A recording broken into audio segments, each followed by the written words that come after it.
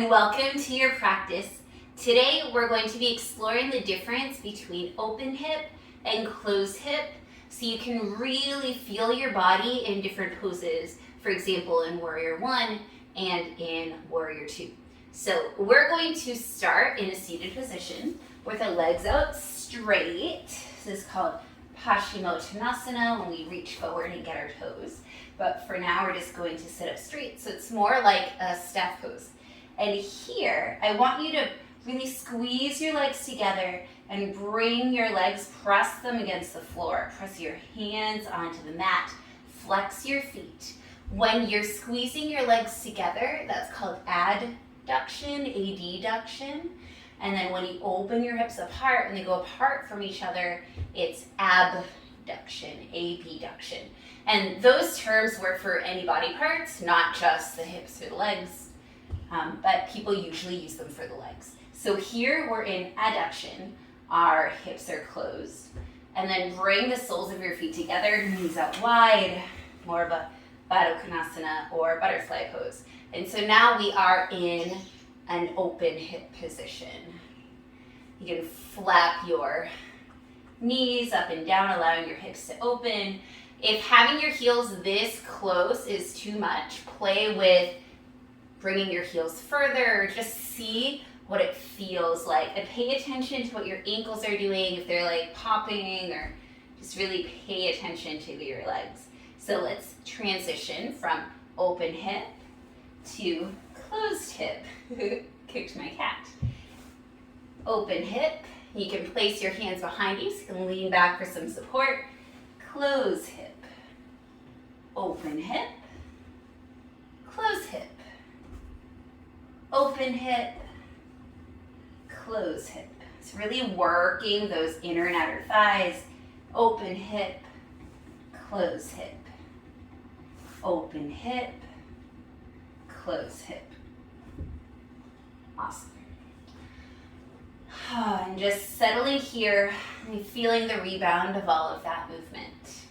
Okay, we're going to come up to standing. This isn't really a flow, it's more of an exploration. So let's come to standing. I'm not going to be mirroring you. Actually, in fact, I'll face you. All right, stand on your left foot. Bring your right knee up to your chest. Have your thigh parallel to the floor. Flex the right foot. And here we're in a closed hip position. Take your right hand to the inside of your right knee and then open it up. So we're going to open hip.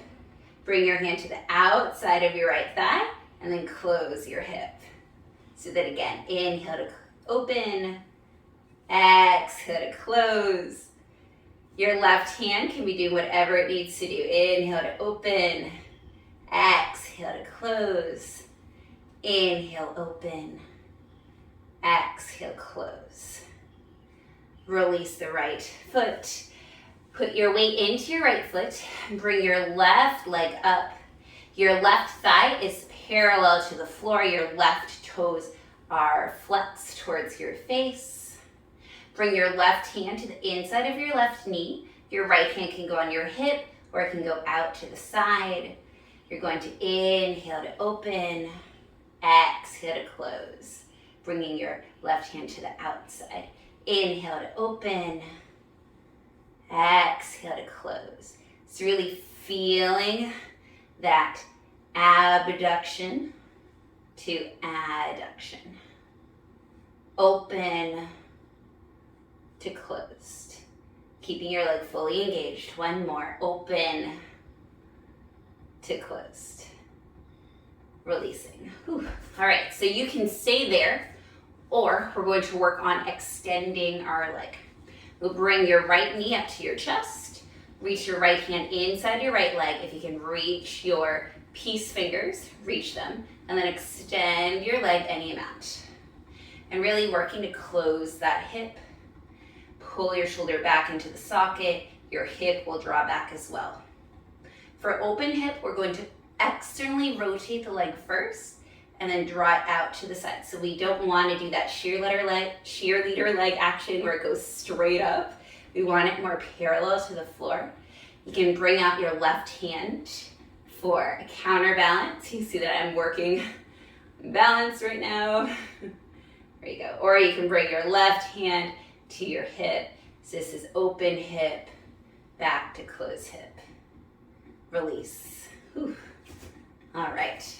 Bring your left knee into your chest. You can stay with the original version of the bent leg, or you can reach your left hand inside your left leg. Peace fingers grab onto the big toe, and then extend that leg any amount. Working to have the hip nice and closed. Drawing your shoulder back into the socket, hip comes back as well. Weeble wobbling as much as you need to. Your right hand can go out for counterbalance or onto your hip. Externally rotate the left leg and then bring it out. And again, keeping it close to parallel with the floor, finding a spot to gaze at, really pressing firmly into the right foot, keeping the right leg strong. This is your open hip, back to a closed hip, release. Ooh, all right. Coming to your front of the mat, you're going to step out with your right foot and finding your warrior two pose. So warrior two is an open hip position. Your left heel is going to bisect the right inside of your foot. Your shoulders are stacked over your hips. Your hands are in line with your arms. Sinking that left knee further and then really pressing that knee to the side. So really feeling that hip opener. So this is our open hip position. This is what makes it warrior two. My heart is shining towards the side of the mat. My hips are open, they're spreading apart. Now sweep your right hand down and then bring it up. And as you do so, squaring the hips. And so now you're in more of a squared hip position towards the front. My heart is now facing the front of my mat. I'm looking towards the front. I'm now in my warrior one. Sinking the front knee even further down. Squeezing the hips together. You can even think about squeezing your glutes together to find that squaredness in your hips. Also think about squeezing a block in between your thighs. I know there's not a block in between your thighs, it would be impossible, but it's just that idea of squeezing in, of adduction. All right, and then we're going to transition to both. So from warrior one to warrior two, you'll need to adjust your legs slightly. So warrior one, open up, warrior two.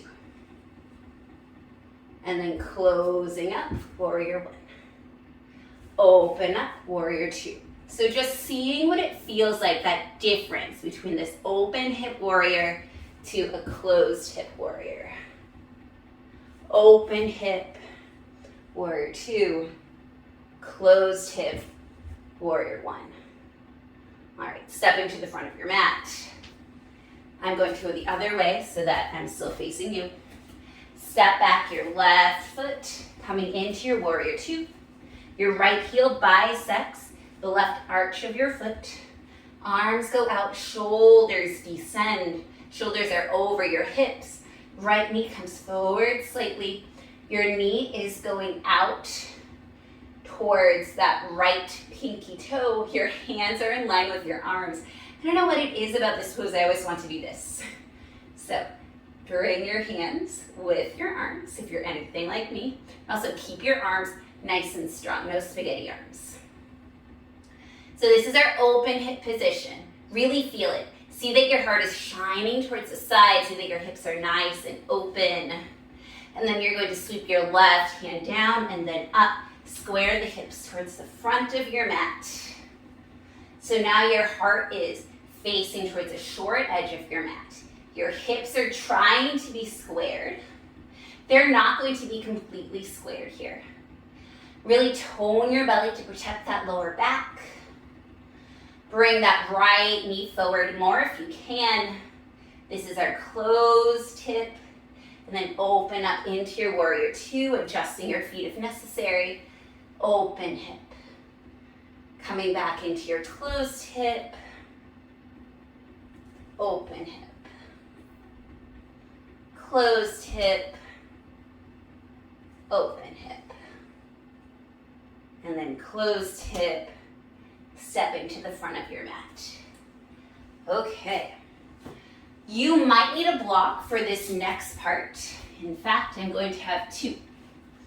And we're going to see the difference between a supported warrior three pose and a half moon pose.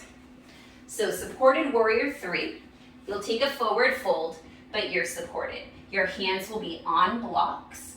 They can also be on the floor if you'd like. I'm going to demo it on blocks. Put your weight into your left foot. Kick that right leg behind you. And don't kick it super high. Leave it parallel with the mat. And then square your hips. Look back at that right foot. That pinky toe is pointing down towards the mat. Flexing that foot, keeping both legs active. All right. So here we are in a closed hip. For our half moon, we need to open our hips. So go ahead and externally rotate that leg. As you do that, you're going to be opening up that hip, raising the right hand up if it feels good. So open hip and then closed hip. And then just play around with opening, closing,